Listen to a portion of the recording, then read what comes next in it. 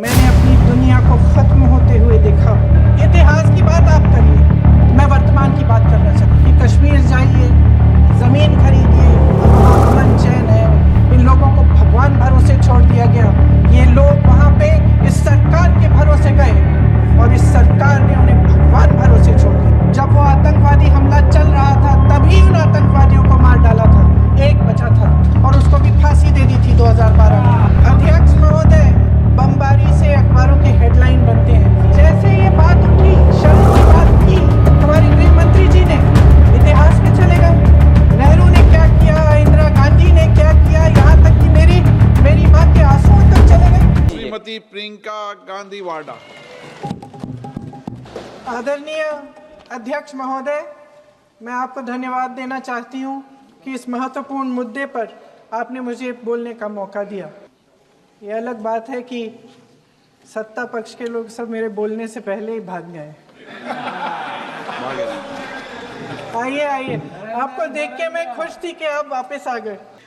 सबसे पहले मैं उन सैनिकों, उन जवानों, उन अफसरों को नमन करना चाहती हूँ जो हमारे देश के रेगिस्तानों में, हमारे देश के घने जंगलों में, बर्फीले पहाड़ियों पे हमारी देश की रक्षा करते हैं, जो हर पल देश के लिए अपनी जान देने के लिए तैयार रहते हैं। 1948 से लेकर अब तक, जब से पाकिस्तानी रेडर्स ने कश्मीर पे हमला किया, तब से लेकर अब तक हमारे देश की अखंडता की रक्षा करने में उनका बड़ा योगदान है।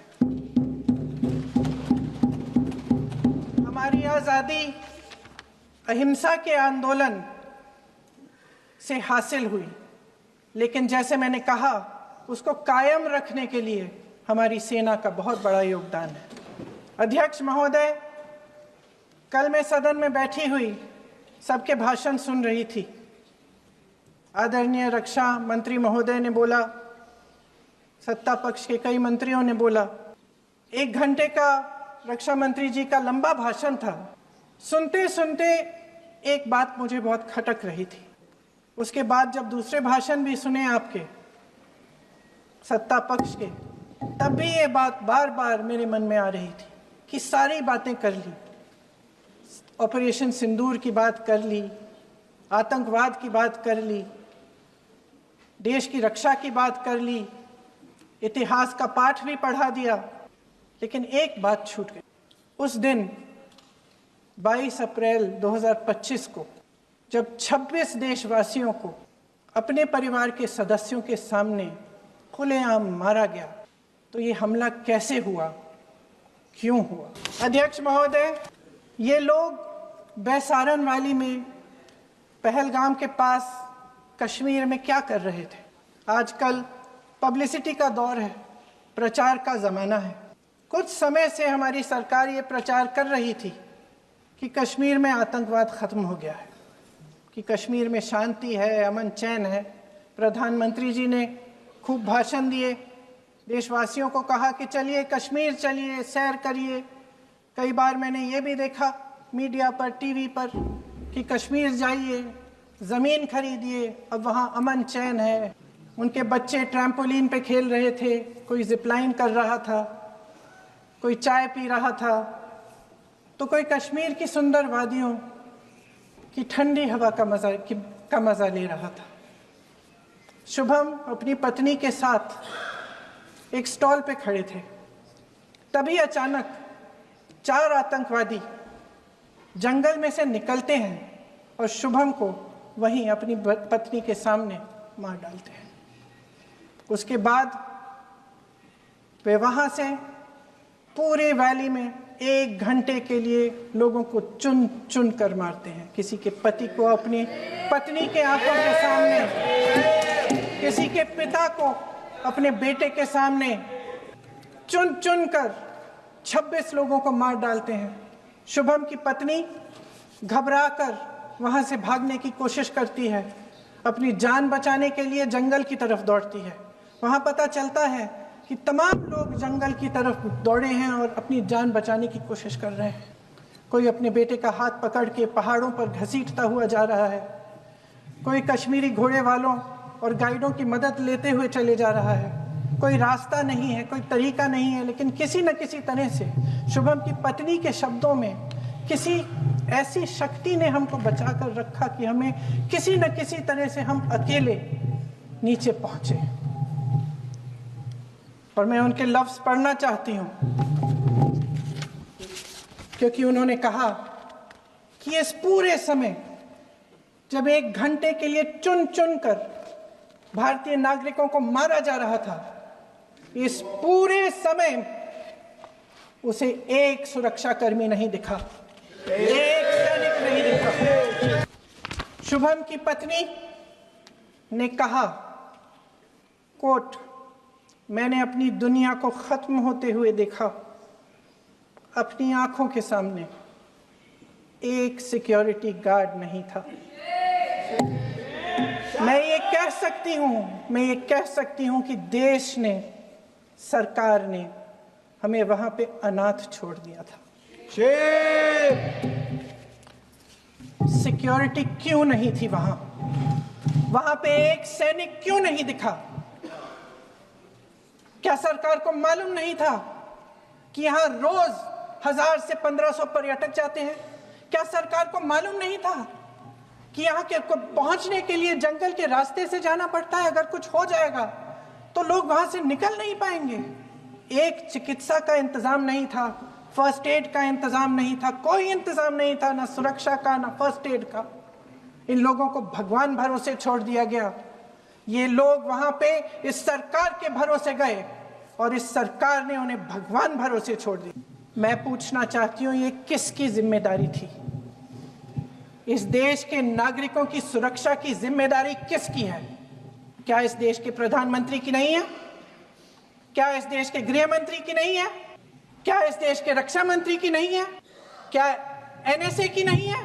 पहलगाम हमले से सिर्फ 2 हफ्ते पहले हमारे गृह मंत्री महोदय जी कश्मीर गए थे। किस लिए गए थे? जो सुरक्षा की व्यवस्था है इसको देखने के लिए गए थे, इसको रिव्यू करने के लिए गए थे। और उन्होंने वहां कहा कि आतंकवाद पर विजय प्राप्त हुई है। ये 2 हफ्ते पहले है। 3 महीने बाद जेएनके के गवर्नर साहब एक आम इंटरव्यू में ऐसे ही चलते चलते कह देते हैं कि हाँ, बैसारन वैली में बहुत लापरवाही हुई और इसके लिए मैं जिम्मेदारी लेता हूँ। ऐसे ही चलते चलते, और वो बात होती है, खत्म भी वहां होती है और वहीं खत्म हो जाती है। कौन है ये टीआरएफ? 2019 में ये गुट बना। 2020 में इसने कश्मीर में आतंकवाद का काम शुरू कर दिया और 2020 अप्रैल 2020 से लेकर 22 अप्रैल 2025 तक इन्होंने 25 आतंकवादी हमले किए। गृह मंत्री महोदय ने जब यूपीए सरकार के समय के आतंकवादी हमले गिने तो लगभग 25 गिनवाए थे अभी अपने भाषण में। इस गुट ने कश्मीर में 25 हमले 2020 और 2025 के अंदर एक पूरी लिस्ट है इन हमलों की। मेरे पास इतना समय नहीं है इसलिए मैं एक एक को नहीं पढ़ना चाहती, लेकिन मैं इतना कहूंगी कि इनमें रियासी का हमला भी था 2024 का, जिसमें 9 लोग मारे गए और 41 लोग घायल हुए। कुल मिलाकर 2020 से लेकर 22 अप्रैल 2025 तक टीआरएफ ने 41 सेना और सुरक्षा कर्मियों की हत्या की, 27 सिविलियन की हत्या की और 54 लोगों को घायल किया था। भारत सरकार ने टीआरएफ को आतंकवादी संगठन का दर्जा कब दिया?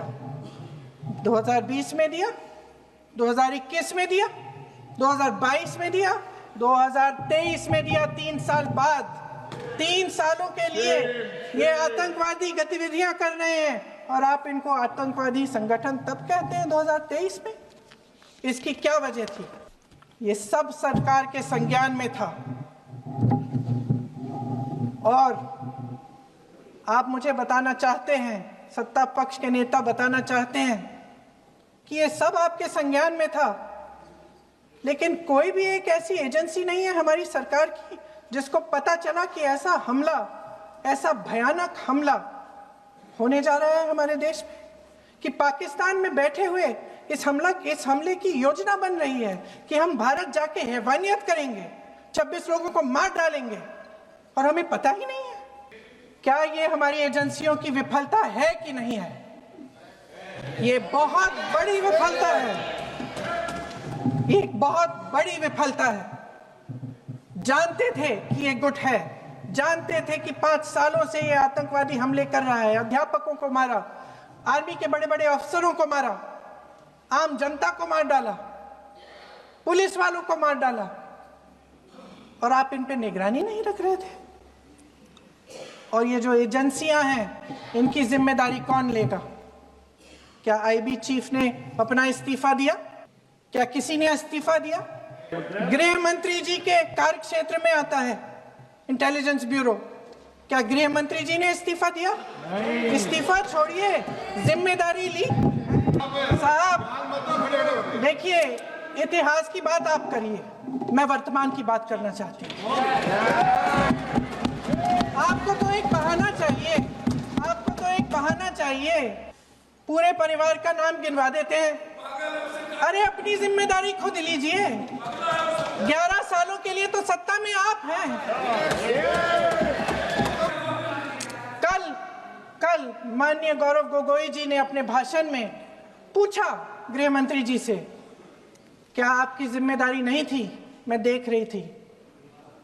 राजनाथ जी, रक्षा मंत्री जी यूं अपना सर हिला रहे थे, कुछ बोले नहीं। अंदर से महसूस हुआ होगा कि यहाँ कुछ जिम्मेदारी थी, लेकिन माननीय गृह मंत्री महोदय जी हंस रहे थे, वे हंस रहे थे।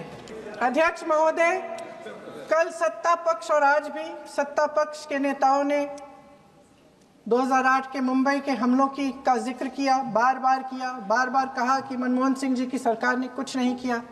ये तो जानकारी होगी ना कि उसी समय जब वो आतंकवादी हमला चल रहा था, तभी उन आतंकवादियों को मार डाला था, एक बचा था और उसको भी फांसी दे दी थी 2012 में। महाराष्ट्र के मुख्यमंत्री ने इस्तीफा दिया। देश के गृह मंत्री ने जिम्मेदारी लेकर इस्तीफा दिया। एक जवाबदेही थी पब्लिक के प्रति, एक जवाबदेही थी इस देश की जनता के प्रति, इस देश की धरती के प्रति।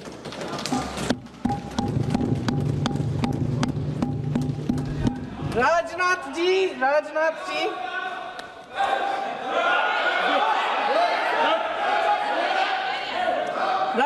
जी तो पुलवामा, उरी और पठानकोट के समय गृह मंत्री रहे थे। आज वे रक्षा मंत्री हैं और हमारे गृह मंत्री महोदय श्री अमित शाह जी के नाक के नीचे पूरा मणिपुर जल गया, दिल्ली में दंगे हुए, पहलगाम में हमला हुआ, और आज भी वे उसी पद पर बैठे हैं। क्यों? अध्यक्ष महोदय, बमबारी से अखबारों के हेडलाइन बनते हैं, मगर कहानी सुरक्षा में की चूक में भी है। आज देश खोखले भाषण नहीं सुनना चाहता, देश जवाब चाहता है, तसल्ली चाहता है कि सच उससे छिपाया नहीं जाएगा। देश जानना चाहता है कि उस दिन अप्रैल 22, 2025 को क्या हुआ और क्यों हुआ। आप तो खुद अपनी पीठ थपथपाने में लगे रहते हैं। सेना, देश, संसद से सच छुपाते हैं। ऑपरेशन सिंदूर जब शुरू हुआ, हम सब ने समर्थन किया, सब एकजुट होकर खड़े हो गए इस देश के लिए। दोबारा होगा, दोबारा खड़े हो जाएंगे। अगर हमारे देश पे हमला होता है तो यहाँ इस सदन में किसी भी पार्टी का हो, कोई भी हो, सब आपका समर्थन करेंगे।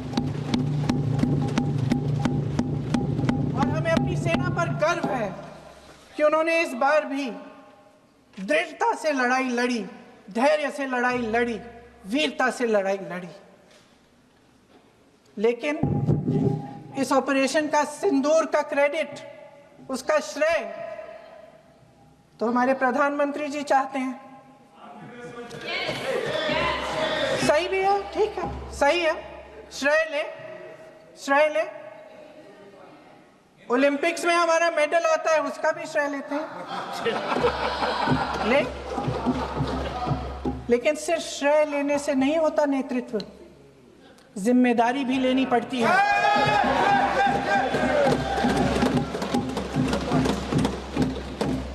देश के इतिहास में ये पहली बार हुआ, देश के इतिहास में ये पहली बार हुआ कि जंग होते होते ही रुक गई, रुक गई है जी। और इस रुकावट का ऐलान हमारी सरकार, हमारी सेना नहीं करती, अमेरिका के प्रेसिडेंट करते हैं, अमेरिका के राष्ट्रपति करते हैं।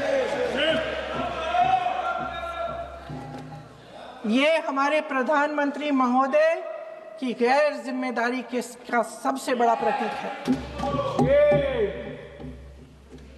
आज गृह मंत्री जी ने इस बात पर उल्लेख किया, उन्होंने कहा, उनकी शब्दों में उन्होंने कहा कि पाकिस्तान के पास शरण में आने के बजाय कोई चारा ही नहीं था। आपने शरण दिया क्यों? वो आते हैं आपके देश के अंदर, लोगों को मार डालते हैं और आप उनको शरण दे रहे हैं। क्यों दिया शरण? इसका जवाब क्यों नहीं दिया है एक भी भाषण में? जैसे ये बात उठी, शरण की बात की, हमारे गृह मंत्री जी ने इतिहास में चले गए। नेहरू ने क्या किया, इंदिरा गांधी ने क्या किया, यहां तक कि मेरी मां के आंसुओं तक चले गए, लेकिन इस सवाल का जवाब नहीं दिया कि ये सीज फायर हुआ क्यों, ये जंग रुका क्यों, और तब क्यों रुका जब दुश्मन के पास कोई चारा नहीं था हमारे श्रेय में आने के बजाय। क्यों रुका ये जंग? इसका जवाब नहीं दिया। धन्यवाद, आप देंगे? वैसे महोदय, मेरी मां की आंसू की बात किए, मैं इसका जवाब देना चाहती हूं। मेरी मां के आंसू तब गिरे जब उनके पति को आतंकवादियों ने शहीद किया, जब वे मात्र 44 साल की थी। और आज अगर मैं इस सदन में खड़ी हूं और उन 26 लोगों की बात कर रही हूं, मैं इसलिए कर रही हूं क्योंकि मैं उनका दर्द जानती हूं, महसूस करती हूं। अध्यक्ष महोदय, मैंने कहा कि देश का नेतृत्व सिर्फ उपलब्धियों का श्रेय लेने से मजबूत नहीं होता। सफलता और विफलता दोनों की जिम्मेदारी लेने से बुलंद होता है। ये सोने का ताज नहीं है, कांटों का ताज है।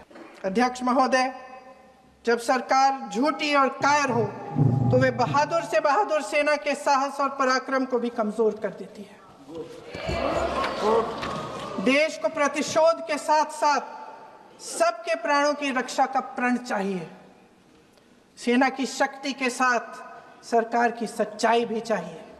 महान देशभक्त शहीद इंदिरा गांधी जी, जिन्होंने सफल कूटनीति के बल पर अमेरिका के राष्ट्रपति निक्सन का मुकाबला करके पाकिस्तान का विभाजन करवाया, बांग्लादेश बनाया, 1 लाख पाकिस्तानी सैनिकों को आत्मसमर्पण करने पर मजबूर किया, उन्होंने कभी इसका श्रेय लेने की कोशिश नहीं की।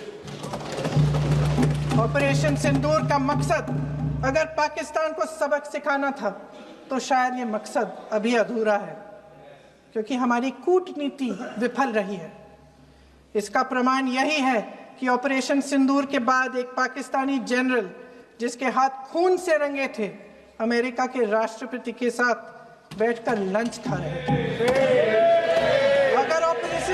अगर ऑपरेशन सिंदूर का मकसद आतंकवाद को खत्म करने का था तो पाकिस्तान को संयुक्त राष्ट्र के आतंकवाद विरोधी समिति का अध्यक्ष चुने जाने से इस मकसद को धक्का लगा है। इसकी जिम्मेदारी कौन लेगा? क्या हमारे प्रधानमंत्री लेंगे? क्या उनमें ये हिम्मत है? नहीं है। अगर इस ऑपरेशन के दौरान हमारे जहाजों का नुकसान नहीं हुआ तो सदन में इसे साफ साफ कहने से क्या डर है? क्यों नहीं कहा है? कल भी रक्षा मंत्री जी ने कहा कि हमारे इंफ्रास्ट्रक्चर का नुकसान नहीं हुआ, तो जहाजों के बारे में भी बता दें, साफ साफ बता दें, क्या हर्ज है? सच्चाई तो है। सवालों से बचने के लिए ये सरकार हमेशा प्रयास करती है। इसकी राजनीतिक कायरता बेमिसाल है। देशवासियों के प्रति जवाबदेही का एहसास ही नहीं है। सच्चाई ये है कि इनके दिल में जनता के लिए कोई जगह नहीं है। सब राजनीति है, सब पीआर है, सब प्रचार है, सब पब्लिसिटी है। देश की जनता के लिए आपके हृदय में कुछ नहीं रहा। बहुत समय हो गया है आप इस प्रचार में ही लिप्त हैं, जनता को देख नहीं पा रहे हैं। जी माननीय, जो पहलगाम में हुआ, खत्म करती हूँ, जो पहलगाम में हुआ उससे हर एक देशवासी के दिल पे चोट पहुंची है। हिमांशी नारवाल की गुहार ने हम सबको शर्मिंदा किया है। इसीलिए मैं आज यहाँ खड़े हुए एक आखिरी बात करना चाहती हूँ।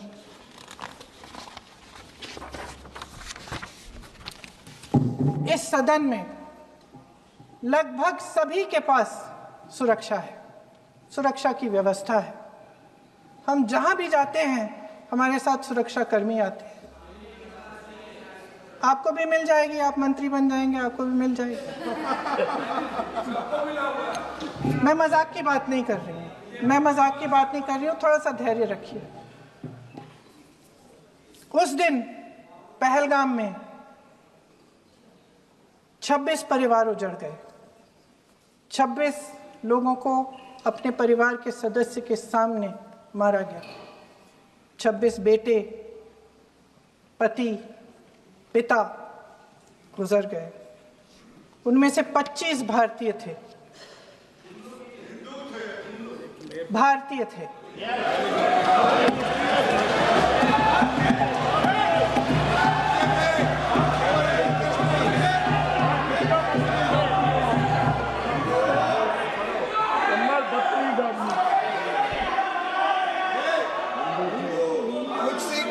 जितने भी लोग बैसारन वैली में थे और जो 25 भारतीय मारे गए, उनके लिए कोई सुरक्षा नहीं थी, कोई सुरक्षा नहीं थी। आप कितने भी ऑपरेशन कर डालें, आप इस सच्चाई के पीछे छुप नहीं सकते, इसे नकार नहीं सकते। आपने उनको सुरक्षित नहीं किया। कोई शर्म नहीं है, कोई शर्म नहीं है, कोई शर्म नहीं है और ना कभी होगी। सुन लीजिए, सुबह भी मैं शिव मंत्र बोल के आई हूं। इनको क्या पता शिव मंत्र क्या है? कुर्सी मंत्र इनका। खत्म कर लूं अपना भाषण? कुर्सी मंत्र। मैं एक बार उन 25 भारतीयों के मैं एक बार उन 25 भारतीयों के नाम इस सदन में पढ़ना चाहती हूं, ताकि यहां बैठे हर सदस्य को यह एहसास हो कि वे भी हमारी तरह इंसान थे, किसी राजनीतिक बिसात के मोहरे नहीं थे। वे भी इस देश के बेटे थे, वे भी इस देश के शहीद हैं। उनके परिजनों के प्रति हम सब की जवाबदेही बनती है। उन्हें सच्चाई जानने का हक है। समीर गुहा भारतीय, बिट्टन अधिकारी, मनीष रंजन, हेमंत सुहास जोशी, विनय नारवाल, सुशील नथनियल, अतुल श्रीकांत मोने, सैयद आदिल हुसैन शाह, चंद्वानी, रामचंद्रन, संजय लक्ष्मण लेले,